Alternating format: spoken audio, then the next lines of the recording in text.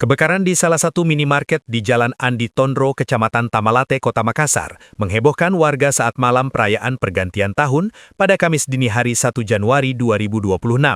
Petugas pemadam kebakaran Kota Makassar yang menerima laporan langsung meluncur ke lokasi.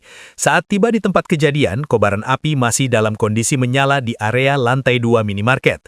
Petugas pun langsung melakukan pemadaman di lantai 2 bangunan sambil membuka lantai dasar untuk mencegah api meluas. Berdasarkan informasi yang dihimpun, sumber api muncul secara tiba-tiba berasal dari gudang di lantai 2 saat kondisi minimarket sedang tertutup. Akibat kejadian ini, satu petak gudang berisi barang campuran di lantai 2 ludes terbakar.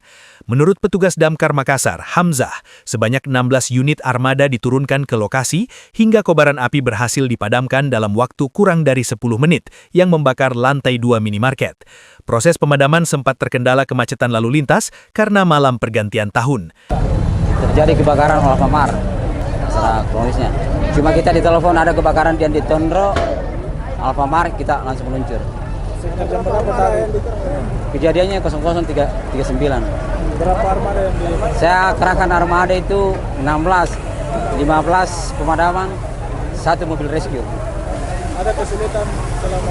Itu kesulitan ya namanya malam tahun baru, Pak. Ya, walaupun ada kendala sedikit, ya tetap kita laksanakan. Tapi ya alhamdulillah kita sampai di lokasi dengan sudah cukup waktu 15 menit. Titik api ada di lantai 2. Iya. Ruangan apa, Pak?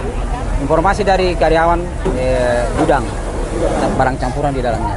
Jadi tadi ada orang di dalam atau bagaimana, Pak? Di dalam informasi dari teman-teman tidak ada, Pak. Lagi sudah kosong, Pak. Kosong. Hingga saat ini penyebab kebakaran masih belum diketahui dan masih dalam penyelidikan. Kebakaran ini pun membuat warga sekitar terlihat panik, namun dalam waktu cepat api dapat dikuasai oleh tim pemadam kebakaran Kota Makassar. Ilham Syam, Fajar TV melaporkan.